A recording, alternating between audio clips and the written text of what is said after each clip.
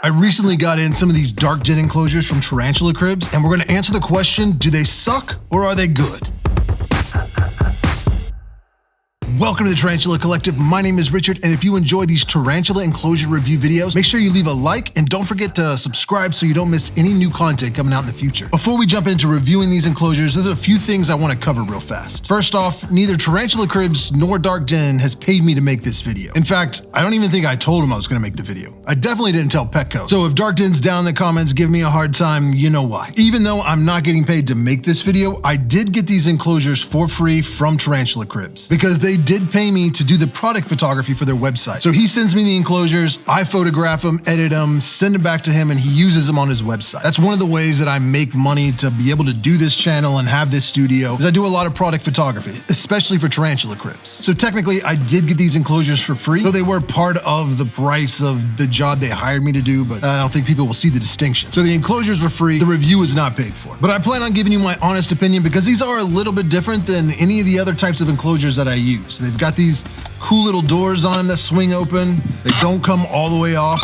So all of these have these hinge doors, which is kind of interesting, but we'll get to that later. I've got 3 tarantulas over here that all need rehouse, and we're gonna put them in these different enclosures. We've got a fossorial, terrestrial, and arboreal enclosures to set up. We're gonna try them out here on camera and see how it goes. And I'll be giving you my first initial impressions using these enclosures. Since no one's technically sponsoring this video, I do wanna give a quick shout out to the Tarantula Origin Series coffee. This is the Tarantula Collective brand coffee, roasted by Good Vibes Coffee. This is the first roast that I came out with. It's a zebra knee coffee. It's a Costa Rican single origin artisan roast. It's really good. I've got about 6 bags of the whole bean and about 12 to 15 of the ground. So if you're interested in picking those up, I'll put the link down below in the description as well as the pinned comment. And the only reason I mention that is because here in the very near future, probably the next video, is going to be about the next coffee launch, which is from Brazil. I've got a Brazilian black, which is a dark roast, and then I've got the Brazilian jewel, which is a light roast. Both of these are single origin artisan roasts from Brazil. They're delicious. I've been drinking them every morning. I think you're gonna love them, but they're not for sale yet. I've got them, but I haven't listed them for sale. They'll be available in the coffee gift box that will be launching within the next week. And if you don't want to get the gift box, there'll be individual coffees available as well. And for those of you that don't drink coffee or prefer decaffeinated, I do have a Colombian decaf that will be available at that time also. So make sure you're subscribed and keep an eye on my website so you don't miss that drop. Last time I did 50 boxes and they sold out within 24 hours. This time I've doubled it. I've got 100 gift boxes that are ready to go. But once those gift boxes are sold out, they're gone for good. You don't have to wait for the next Origin launch to be able to get one of those gift boxes. And they're going to be a little bit different every time. But enough about the Tarantula Origin Series coffee. Let's get to rehousing some tarantulas. And we're going to start off with the fossorial enclosure. It's pretty much a basic kind of design. If you've watched Dark Den's videos, he shows these off a lot. This looks a lot like the same ventilation that's in Tarantula Cribs enclosures. Same type of magnets. They look a little bit small. Nope, they're the exact same size. And they've got this hinge. And I don't know how I feel about the hinge, and we'll talk about that as we go on, but I really kind of like the clean lines of the regular Tarantula Cribs enclosures that have a fully removable magnetic lid. Anytime I see screws, I worry about rust or things getting stripped or falling apart, and I don't know if that'll be a problem or not. These look like they're pretty good quality, so let's try it out. All right, so I'm starting off with some Terrestrial from the Bio Dude. It's like pretty much the only substrate I use for spiders anymore. And I'm gonna add in some of this sphagnum moss because the tarantula that I'm gonna be rehousing today is a Haploclastus davamotha. And she likes some more moist enclosures. So we're gonna put a lot of sphagnum moss in here and get everything nice and damp.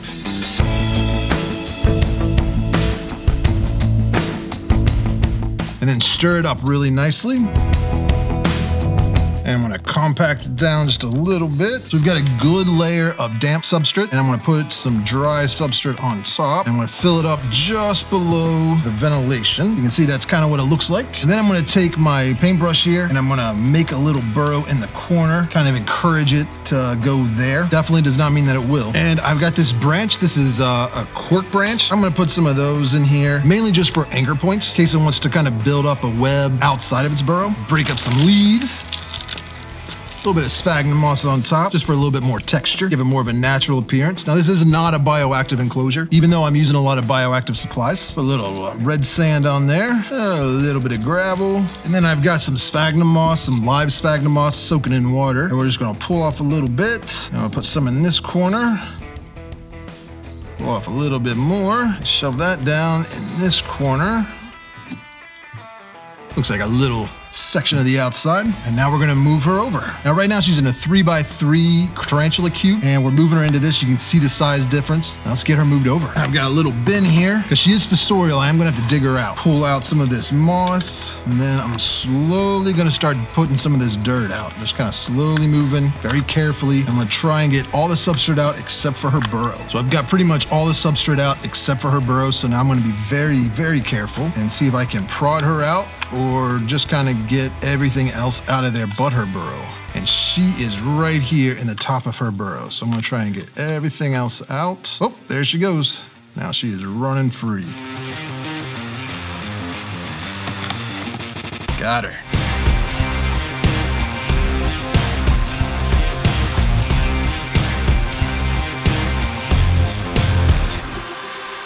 She is a beauty. So let's go ahead and get her moved into here. Whoop, that was quick. And she immediately found a nice little hiding space.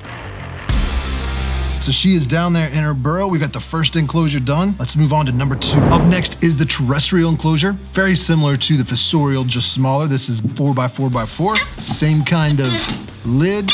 Mine is a little squeaky. And we're gonna be putting in a Trixapelma pruriens? I don't know, it's the green velvet tarantula. Not a very common species. I was lucky to pick one up. Maybe they're common now, I don't know. I'm not keeping track of that stuff anymore. It is still small, so I'm gonna keep it a little bit on the moist side. We're going to put in some sphagnum moss. Break that up a little bit.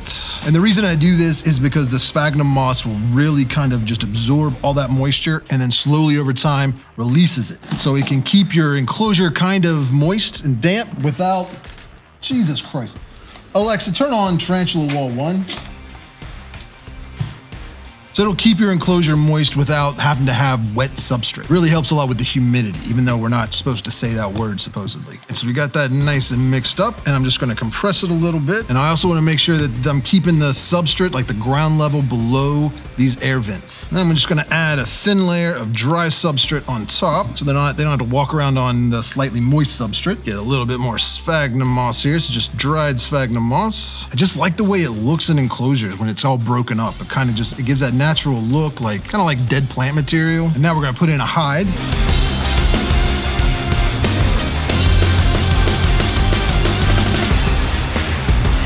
All right, that'll clear the door, so we're good there. And again, a little bit of sphagnum moss. So this is the live sphagnum moss. Kind of been soaking, so it's got some nice moisture to it. I'll just shove it down in there. And the nice thing about this sphagnum moss is that since it is alive, once you stick it in the enclosure, it may brown up for a little bit, especially if it dries out. But if you're kind of keeping it a little bit damp in there, watering it from time to time, like not very often, like maybe once a week when you fill up the water bowl or whatever, just sprinkle a little bit of water on there. It'll start sprouting. Add a little bit of gravel. This is the Exoterra Stone Desert. Sonora Ocher, something like that. Crinkle up another leaf in there.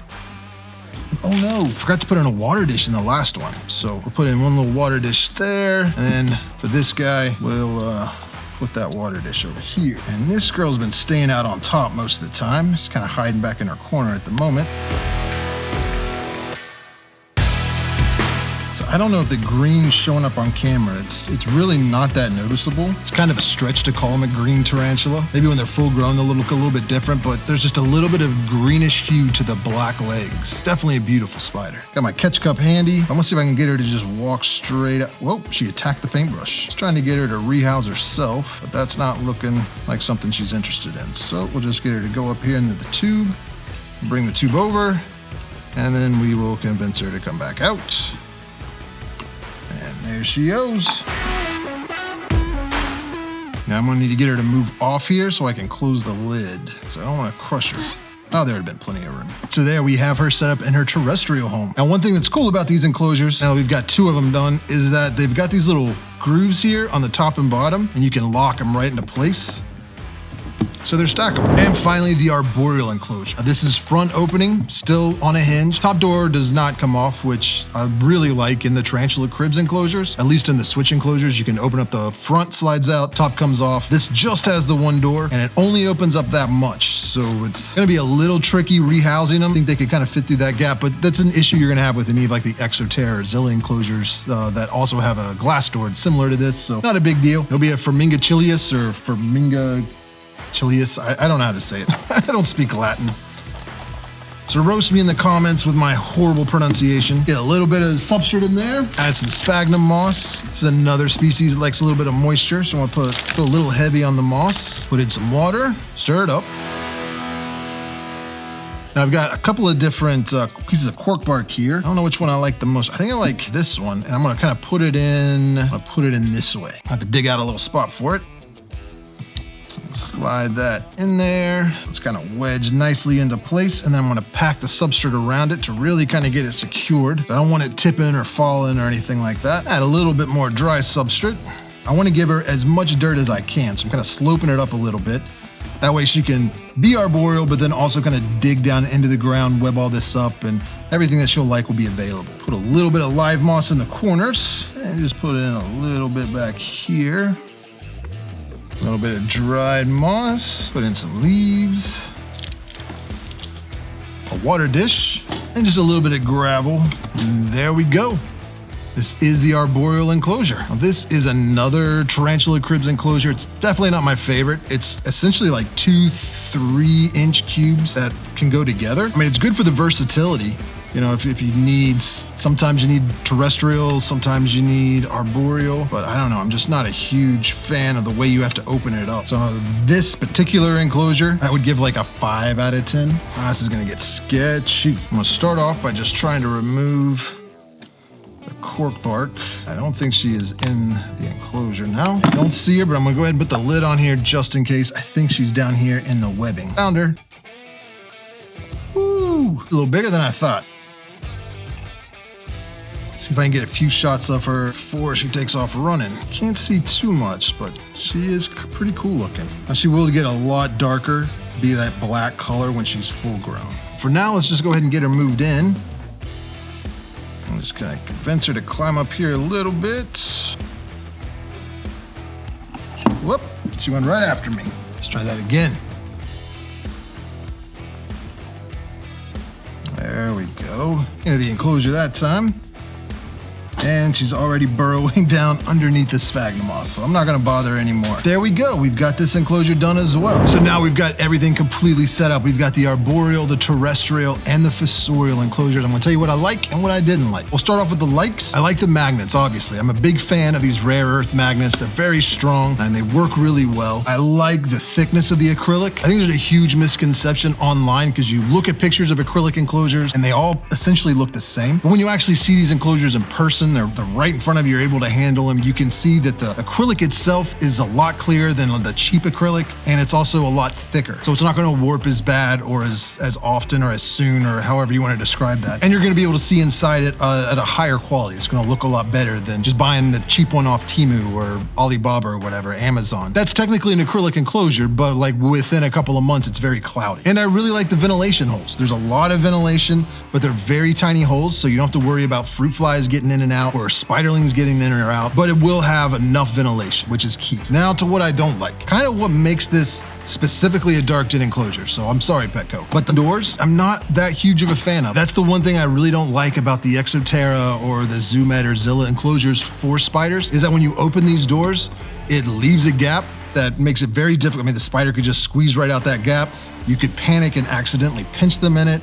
And I am just very wary of screws in acrylic. These seem to be doing well, but over a couple of years, I don't know if they're gonna strip out or just kind of rust and disintegrate. So only time will tell about the screws, but I believe they're gonna be okay, but we'll see. And I guess that's the only thing I don't like. So if I had to rate these, I would say out of 10, I would give them a solid 8. You know, these are great. The only thing I don't like is the door, and that's pretty much like the whole point of making these enclosures. And the fact that they stack is a huge selling point. I think that's one of their key features, is that you can kind of stack them up like this. They all lock into place. Personally, I don't like to stack my enclosures, but I also have a whole lot of shelves. So if you don't have a lot of shelf space like I do, you can't put an enclosure on each shelf, you need to stack them, then these are gonna work amazing for you. They seem really sturdy, they really lock into place. I mean, I only have 3 of them, but no matter how I stack them, They all lock into place really well. So if you're looking for stackable enclosures, I don't think I've ever seen anything any better than this. So, you know, that's a huge plus. It's just not something that I would ever use them for. So, I mean, these are great enclosures. If you love dark den and you want to support them, then I highly suggest them, especially if you want stackable enclosures. Personally, I think I still prefer the Tarantula crib cuboid enclosures or just their cube enclosures with the flat tops, kind of a streamlined look. When you're not stacking them, these just kind of look like little castles, like a rook on a chessboard or something. I'm a fan. I'm not going to rehouse them. I'm going to leave them in here until they are big enough to move on to a larger enclosure, and I'm sure these will be put into regular rotation here in the Tarantula Collective. So good job, Dark Den. Good job, Tarantula Cribs. Solid 8 out of 10. And I will keep you updated as time progresses as to how these enclosures hold up. If you have any questions for me, be sure to leave them down below in the comments. If I'm not able to answer your question, I'm sure there's somebody down there that would be more than happy to. As always, I appreciate you watching.